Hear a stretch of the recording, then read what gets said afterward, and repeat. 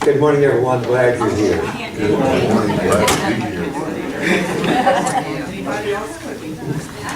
Enjoy. If you're following along in your text this morning, we're going to begin on page 337.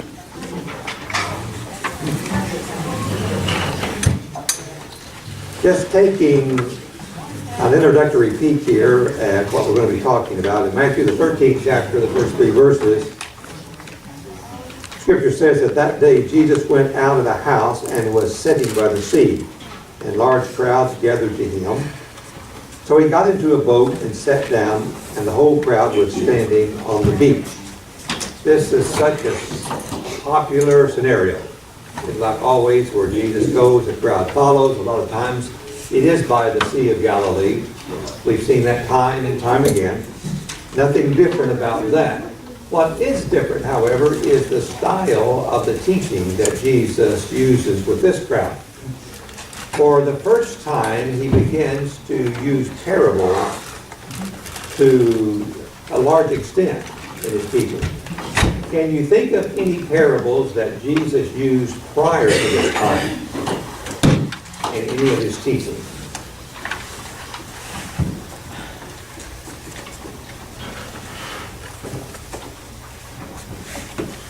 In today's lesson, he just goes bam, bam, bam, bam. We're going to look at 6 parables today that he uses. If we think back, there are 2 or 3 at least that come to mind where he tried to teach particular concepts by the use of a story. Remember when he was at the house of Simon, and he gave the illustration about the debtor. He said, Simon, there was this debtor, or this man who loaned money to 2 different people. One owed so much, another owed a lot more, and he forgave both. Which one did he love, or which one loved him the most? That was sort of a parable, a story to try to illustrate a lesson. One of the popular parables that we learned when we were little and taught to our small children was on the Sermon on the Mount, when Jesus talked about the wise man and the foolish man building their house on the rock or the sand. He says the kingdom is like, and then he tells that story. He also talks about, I think, in the Sermon on the Mount, the blind leading the blind. That's sort of a story, not a real long parable or in depth, but not many occasions did Jesus use the technique of a parable. It wasn't more one of the more common techniques that teachers used in their day. Most of the scribes and Pharisees and those who were busy teaching, were teaching laws. You do this, you don't do that. And so we get into a phase of Jesus' ministry where parables become quite common. Now, the definition of a parable, when you look at the actual Greek word that makes up the word parable, actually means that which is thrown alongside. Now, the first parable we're going to look at is the parable of the sower, but that really doesn't necessarily refer to this in itself. Any parable basically has the concept of throwing alongside. The word parallel is similar to parable in its English word as well as in the Greek root word. And what we're really saying here is that we are taking a simple story, a story that everybody can understand, and we're throwing alongside of it a spiritual truth. So that when we look at this simple story, the meaning of the spiritual truth becomes better understood. That's basically what a parable is. Now, we have often given the definition that a parable is an earthly story with a heavenly message. And that's true, but the technical definition is throwing alongside a simple story, a spiritual story, so that you can see how they compare and glean from the meaning. Now, why did Jesus use parables? His disciples asked him this, Master, why are you teaching in parables? One reason was to better educate those who were sincere at heart and had a desire to learn what Jesus was teaching. And our text indicates that parables capture our attention. Anytime someone starts telling a story, for some reason or another, our minds kind of center on that, and it's easier for us to pay attention than if he just tries to explain something in its technical nature. He also tells us that parables stimulate our thinking. When we hear the story, automatically we're thinking, what does that mean? Well, okay, you're telling me this story, now what are you trying to really tell me? So our minds are stimulated. He also tells us that it enlightens our understanding once we do grasp what the story is about, that we know more, our knowledge is increased, our understanding is increased. And then he says it facilitates our retention. We tend to remember a story and its meaning much better than we do just a fact. That's just the way our minds work. So for that reason, Jesus may have used parables to really enhance the teaching and the understanding of his crowds who had sincere hearts. But then he goes on to say that it's really to conceal the truth from the closed-minded. His answer to the question in why he speaks in parables was, "Therefore I speak to them in parables, because while seeing they do not see, and while hearing they do not hear, nor do they understand. For the heart of this people has become dull, with their ears they scarcely hear, and they have closed their eyes," quoting from Isaiah. So it's almost like Jesus saying, okay, you guys who are here trying to accuse me of doing miracles by the power of Beelzebub, whose minds are way out here in left field and whose hearts are so screwed up and hardened that you'll never get the truth, I'm going to continue to teach. My true followers are going to be enlightened, and you're going to be standing scratching your head wondering, what is he talking about? That was basically, I think, the meaning of Jesus' answer. Now, one thing that we do need to keep in mind when we're looking at parables is a warning that our author gives us, and that is, do not overinterpret a parable. Parables generally have one central theme. Every part of that story does not necessarily have a significance or a meaning in and of itself. The first parable we're going to look at is the parable of the sower. And I think you already know what the central meaning of that is. But an example of over-interpreting what that story is one that I came across several years ago. Many of you might remember when we were going through our series of, what was it, Homer? What was that series? The name of it? Forever Family. Yeah, Forever Family. And one of the guys that you just had to love was Bud Richardson. He kind of like a modern day John the Baptist. You know, I mean, he just put things out there, just simple, plain truth, and there it is. You know, it hits you right in the face. But in my opinion, when talking about the parable of the sower, he overinterpreted that for this reason. He says that we have 4 kinds of soil, which we do, and therefore, one of these, or 1/4 of these examples, was the seed that fell on the good soil. Therefore, only 1/4 of the people are going to hear in truth and obey. He's not talking about percentages here. So in my opinion, he overinterpreted that parable. Oh, I love the guy. I mean, he had so much depth of knowledge in many of the things. But we can overdo it if we're not careful. Okay, starting then with our parable of the sower, Matthew 13, beginning in verse 3. He spoke many things to them in parables, saying, Behold, the sower went out to sow, and he sowed. Some seed fell beside the road. The birds came and ate them up. If you're an English teacher, sorry about this sentence ending in preposition. Others fell on the rocky places, where they did not have much soil, and immediately they sprang up, because they had no depth of soil. But when the sun had risen, they were scorched, and because they had no root, they withered away. Others fell among the thorns. The thorns came up and choked them out. And others fell on the good soil and yielded a crop, some 100-fold, some 60, some 30. He who has ears, let him hear. So to begin with, he talks about the seed that fell on the soil beside the road. Soil that was hard, perhaps beaten down. This represents perhaps the hardened heart. And Jesus said that the seed fell beside the road and the birds came and ate them up. The soil is so hard, the seed won't even sink into the ground. And the birds, of course, you've seen them come in flocks. Wherever there's seed, they'll come in and eat it immediately. And that's what happened to this seed.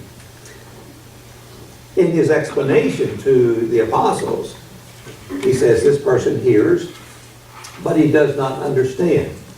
And the devil snatches the word away. Basically, Jesus is talking about 4 kinds of hearts here. And the probability of the hardened heart being receptive and being benefited by the word is very minimal. There are just too many things that are going to keep it from rooting and bearing fruit. The people to whom Jesus was speaking here that were scribes and Pharisees definitely had hardened hearts. They were seared over with just confusion and misunderstanding, perhaps pride and arrogance, and there was no way that they were going to accept the meaning of Jesus' teaching. So perhaps they represented the largest group of hardened hearts. Then he goes on to say that the second kind of soil fell among the rocky places. This would represent perhaps the shallow heart. There's some goodness in a shallow-hearted person. There is a bit of desire to do what's right, but very little. And so Jesus says that those that fell in the rocky places, there was not much soil. And they were scorched by the sun. They had no root, and they withered away. And his explanation of that was that these are people who hear immediately. They receive the word with joy. They have no firm root, however. They believe for a while, but in time of temptation, they immediately fall away. It's interesting to note that in the explanation of this parable, Jesus says immediately they receive the word, and when temptation comes, immediately they fall away. I mean, it's like, oh, they hear this and they're excited. They're joyful. Oh, this is really good stuff. I like this. And they grab onto it. But when the temptation comes, just as quick as they grabbed it, they give it up. Did you notice the reference to the scorching sun in his initial comment? It's scorched by the sun. Our author mentions that seed that's in shallow soil is scorched when the sun rays fall on it. But what happens to the seed that is in good, deep soil when the sun comes upon it? Warms it and it grows. It grows. Yeah. Same sun, but different types or depths of soil. Now we're reaching out here for a meaning that Jesus, I don't think necessarily was teaching here, but there's a lesson in that. In that when temptation comes, when trials comes, the person rooted in the Word is going to grow from it. He's going to be made stronger. Remember, James says, count it joy when you fall into manifold temptations. The old saying, what doesn't kill us will make us stronger. Trials and temptations that meet the test of Satan make a stronger Christian. But if your faith is shallow and your heart is shallow, it's going to kill you. The third type of soil, it says, fell among the thorns. This might be referred to as a divided heart. There is some soil there, but there's also some growth that contains thorns. we know that soil can only sustain a limited amount of vegetation. Weeds and thorns are going to suck the moisture and the nutrition out of soil in order for it to grow, leaving a less amount for the good seed. So it says the thorns came up and they choked these seeds out. His explanation says these are those people who hear the word, the worry of the world and the deceitfulness of wealth choke the word. We probably could enumerate some people in our own life's experience who would represent this type of soil. The heart that is somewhat divided. They jump in there with an attitude of Christianity is great, and they hang in there for a while, but then the worries that tend to plague their mind about everyday life and how they're going to pay the bills, how they're going to do this, begins to choke them out, and eventually they wither and they die. Then fourthly, finally, he gets to the good soil. The soil that would represent the honest and the good heart. And he says, these seeds yield a crop. Some 100-fold, some 60, and some 30. In his definition or explanation of the parable, he says these are those who hear the word and they understand, and indeed they bear fruit. What do you make of the different yield amounts? 100-fold, 60-fold, 30-fold. Is that meaning that some are really strong Christians, some are mediocre Christians, Gifts, your gifts. and some are just so-so Christians? That the different gifts that the different people had. Yeah, not necessarily the level of dedication so much as the different gifts. Some are going to be able to produce more fruits than others simply because of the nature of the gifts that God has given them. Bob, do you think that's like gift of evangelism, for instance? Those people may bring more people to Christ, but those that are in the gift of service are supporting them, but they're not yielding numbers. Right. Do you think that's what he's Could very well be, right. to? It doesn't mean that they're less of a Christian.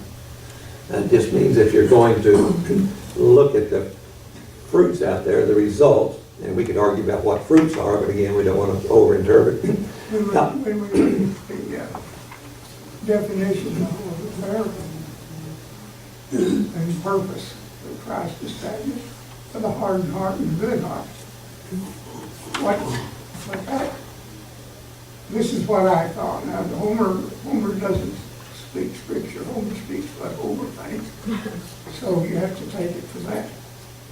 But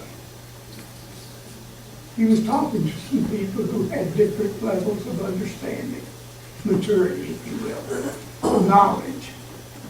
So everybody doesn't have the same knowledge, but they all have the same heart.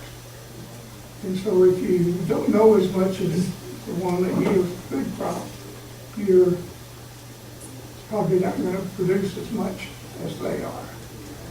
So that's kind of where I was thinking that this went along with the... Although he's talking about different kinds of hearts, knowledge can determine what heart you have. Obviously, those who were scribes and Pharisees, they had very little knowledge.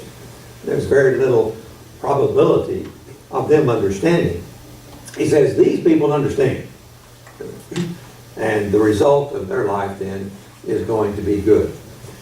And again, the whole purpose of him going about and spending so much time trying to teach people is so that they would understand his message and respond accordingly. So we have, on our property, we have, we always put out food plots for the deer. 3 different ones almost every year. And the soil, even though the soil is good enough to grow crops, food plots, we know that one of them is gonna be mediocre, just because of the nature of that soil. So it doesn't have as much, we've even tried to do some things to treat that soil and make it better, but it still is not as good as the other two, which we haven't had to do anything to, and they grow better food plots than this one that we have worked on. And I think that's really what we're saying here, is some of us, notice that he doesn't say, and some don't produce any crop. He says that they yield some crop. But there are going to be differences in those people who are hearing, just like we experienced with Right. That's what I was trying to say. I hate Homer. Well, this is a very popular parable, and we've all known about it for years, and it's one that hopefully will encourage us, to work on the heart, because that's where the secret of the result is. Make sure our heart understands the Word, and the more it understands, the more potential it's going to have for the Lord.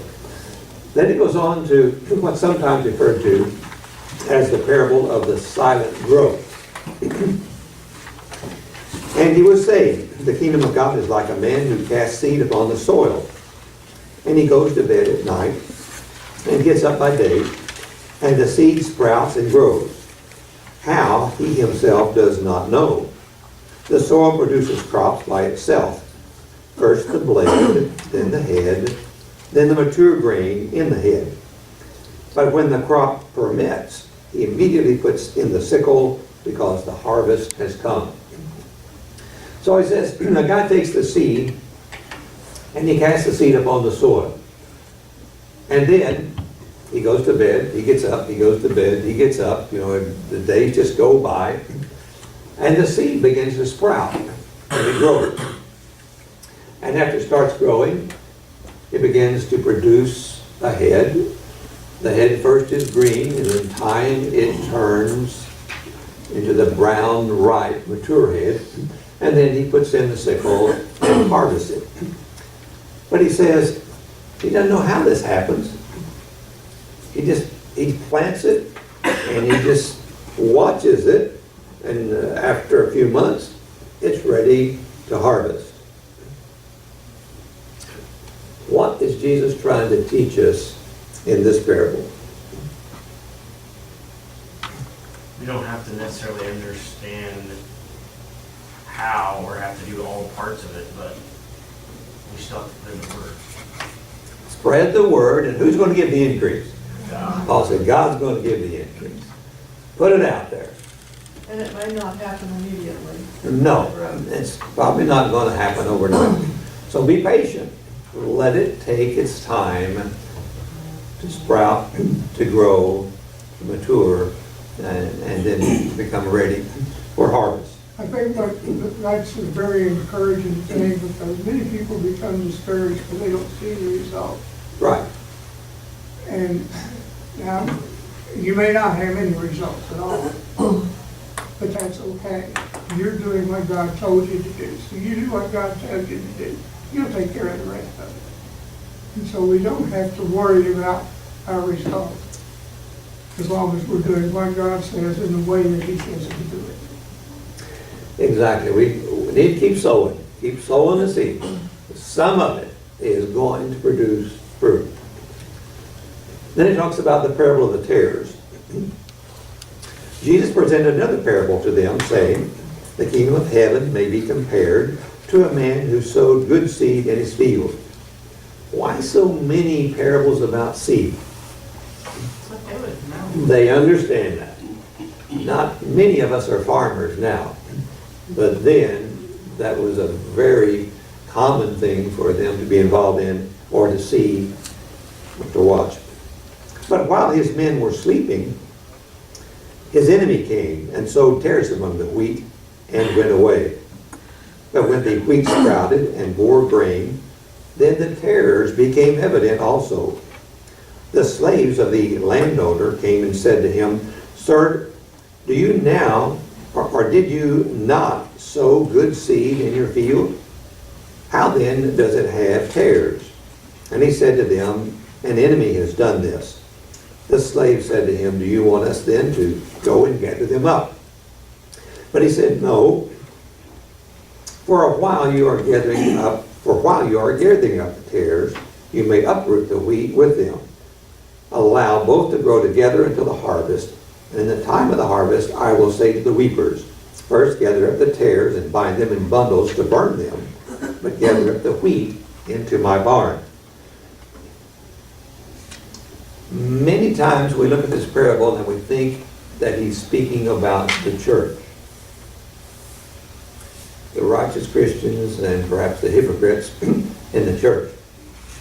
But in his definition that Jesus gives later, who does he say the field represents? World. The world. The world. So Jesus says the one who sows the seed is the Son of Man.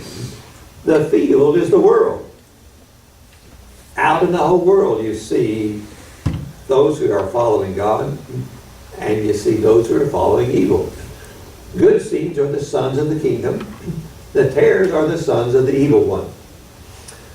The enemy who sowed to them is the devil, and the harvest is the end of time, and the reapers are the angels. So God says we can't, take out all the evil of the world until the end of time. Yes, you're going to have to rub shoulders with some pretty rough characters, and they're going to make your life miserable sometimes.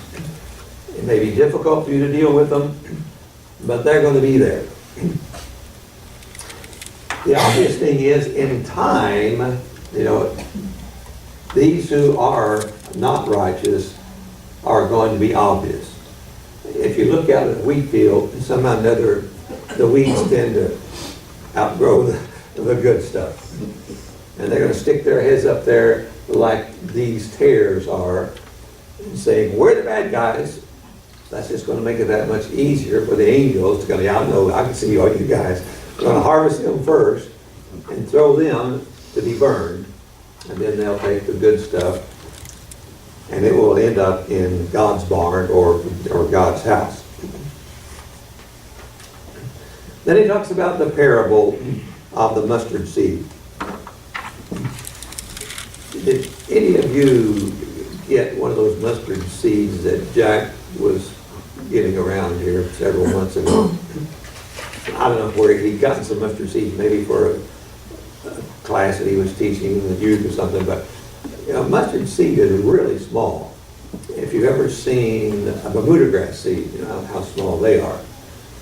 And so Jesus uses the smallest possible seed that exists to illustrate the growing power of his kingdom. He presented another parable to them, saying, the kingdom of heaven is like a mustard seed, which a man took and sowed in his field. And this is smaller than all other seeds, but when it is full grown, it's larger than the garden plants and becomes a tree, so that the birds of the air come and nest in its branches. So even though you have this little tiny seed, you plant it, in time it becomes a large tree. Percentage-wise, what was the percentage of people that were following Christ? When you look at that number compared to the population of the world. We don't know. 0.00001 maybe, or whatever. There weren't many. And yet, now, how many are, let's just say, 100 years after that? What was that percentage? We don't know either, but it was pretty great, wasn't it? And now, even though Christianity and those who follow God are being discouraged, and it seems like the numbers are shrinking, still there are millions of people out there who are attempting at least to to do the right thing. So, just like the leaven example he gives about the leaven, which he says the kingdom is also like, and a woman took and hid in the packs of flour until it's all leavened up, it spreads. Again, driving home the fact that you just take my seed, my word, and you put it out there, it's going to bear fruit. And sometimes you may not even be aware of how many times it's going to be multiplied and magnified. This Christian who may only produce 30-fold, one of those may produce 500-fold. And I keep thinking about Josh Nigeria and Solomon Agud. One lonely soul from Africa coming to America and happening to run across a Christian who taught him and converted him, and then he goes back to Africa and hundreds and hundreds and hundreds of Christians become evident from that one person's work. Then he talks about the parable of the treasure and the pearl. The kingdom of heaven is like a treasure hidden in the field, which a man found and hid again. And for joy over it, he goes and sells all that he has and buys that field. Again, the kingdom of heaven is like a merchant seeking fine pearls. And upon finding one pearl of great price, he went and sold all that he had and bought it. What similarities do we have in both of these parables? Looking at the main point, you know, the parable typically has one main point. What is the main point? They sold all that they had to acquire that treasure. Exactly. When he found that treasure, he sells all that he has and buys the field. When the seeker of pearls finds the pearls, he sold all that he had and bought it. So the simple truth that he's trying to teach us here is, whenever you find the kingdom, when your heart absorbs and understands how precious that is, then you give it all you got. No matter what it costs you, you pay the price. Because in the long run, it's going to be the best purchase that you can possibly make in your entire life. Now, if we were to over-interpret this parable, we might say, okay, it's all right if you go out here and you find a treasure, it's okay to cheat the owner out of that land or cheat him out of that treasure in order to obtain it for yourself because you found it, he didn't know it was there. No, he's not teaching that. The main lesson is you find the kingdom, you acquire it at all costs. And then finally he talks about the treasure, and that should be the dragnet. I'm sorry, I thought I'd changed that, but I hadn't. The parable of the dragnet. He says, again, the kingdom of heaven is like a dragnet cast into the sea and gathering fish of every kind. And when it was filled, they drew it up on the beach. And they sat down and they gathered the good fish into containers, but the bad they threw away. So it will be at the end of the age. The angels will come forth and take out the wicked from among the righteous and will throw them into the furnace of fire. In that place where there will be weeping and gnashing of teeth. Very, very similar to the parable of the tares, isn't it? There's going to be good fish and bad fish. I don't know how many of you have had a chance to go fishing in the ocean or in the intercoastal canals, but several years ago we had some members of the church who had relatives who lived down in Corpus Christi, and we would go down with them and fish in the intercoastal canals, and you throw your bait out there, and it wasn't a question of whether or not you want to catch something. You would catch something. Sometimes it was the ocean trout that we were wanting to keep, the type of fish that we were actually fishing for, And sometimes it would be a poisonous catfish, or it would be some other junk fish, and they're all out there. And if we had taken a net and scooped up the fish, we'd had some that we wanted to keep, and we'd had some that we didn't want to keep. The world is filled with all kinds of people. And we know that in the end of time, the angels will come and they'll take out the wicked and throw them into the furnace of fire. We sometimes get over anxious, and we say, God, I wish you'd just take that guy and get him off the face of the earth, because he's really creating a miserable life for many of us. Do away with him now. We don't want that process to hasten, but have to be patient and know in due time God will take care of all those who are out there doing bad things and making good people's lives miserable. Any questions or comments about any of these parables? Yes. Just a comment I wanted to make on what you just said about how sometimes it seems like we're having to put up with a lot of nonsense from people. And I've tried to wrap my mind around that for years. Why is that allowed? One of my devotionals within the last month, I was reading, the reason that might be is because God doesn't want to give up on anybody. Every soul is precious. Yeah. When you think about the Apostle Paul and some of the things that he did to make people's lives miserable, Yeah. at the right time, he turned it. We don't know. We don't know how God is going to use people. That's true. And how their hearts can be molded. So Good point. it's our responsibility to stay like open-minded, mean that in a negative way, but to give God his time. Keep throwing the seed out there. It may catch one of them one of these days. Folks, I really want to express my appreciation for your coming to class, and those of you especially who took the time to take the test. I'm not trying to make those feel good who didn't. I just really appreciate the extra effort, because I know it takes time and energy, and you've done really, really well. Some of those questions were tricky, so don't be upset if you miss them. It's difficult to write good questions on a test, and some of them really weren't written that well. Tests that have been handed in to me are graded in here. The new tests for today are back there on the stack of songbooks. This, of course, will end our classes for this quarter. We'll skip a quarter. I'm going to have a singing class. Anybody who wants to come back, please do.